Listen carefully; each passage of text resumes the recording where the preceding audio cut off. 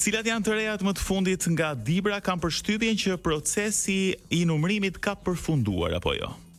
Po, ka përfunduar mëngjesin e sotëm, rreth orës 3 të mëngjesit të sotëm ka përfunduar GZZ-ja 19, që është bashkia e qytetit Peshkopis,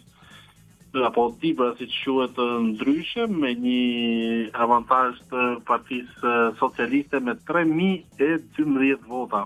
Pra 12.809 vota Partia Socialiste, 9.792 Partia Demokratike, që për sa i përket edhe historikut të zgjedhjeve të këtij qarku, do të thënë që është historike, për herë të parë Partia Socialiste arrin të fitojë në një bastion të Partisë Demokratike për shumë vite, apo për 35 vite, paktën për sa i përket zgjedhjeve të përgjithshme dhe parlamentare, sepse në zgjedhjet lokale ka patur përmbysje në 2015, ka përmbysje edhe në 2021, pra vazhdon të jetë kryetari i bashkisë i krahut të Majt. Por për sa i përket zgjedhjeve të përgjithshme apo parlamentare, është hera e parë që ndodh që Partia Socialiste të marrë 3 deputet përballë 2 deputetëve të Partisë Demokratike, duke qenë se ky qark ka një shtrirje më të mëdha geografike, por për sa i përket numrit të kandidatëve apo deputetëve ka vetëm 5, kështu që 3 janë në favor të Partisë Socialiste dhe 2 janë në favor të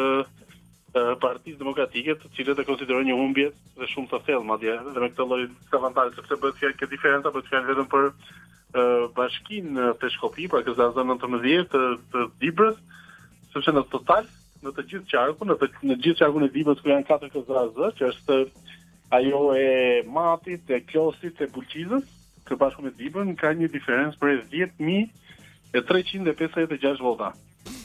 Kam përshtypjen që ka qenë një rezultat surprizues edhe për vetë Partinë Socialiste. Besoj vijon numërimi për votat preferenciale apo jo, për kandidatët e listës së hapur.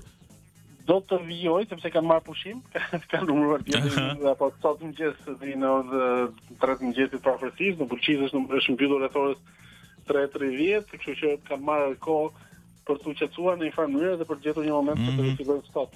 Dhe për ta përmbyllur, besoj nuk e di si është përjetuar, le të themi, ky rezultat, pra ka patur problematika apo gjithçka ka shkuar, po themi, në qetësi. Po me sa duket qarku i Dibrës si i ezauroi problematikat që një ditë përpara apo 2 ditë përpara në fillimin e procesit votimit, ku ka pasur e pase këto ndjekjet dhe përndjekjet nga palët e kundërshtarë, ku rrethuan e pase disa makina që mendoshin që shpërndanin para, u thrit në apel SPAK, u thrit në apel policia, pati shoqërime, pati krismë armësh, por që u mbyllën aty.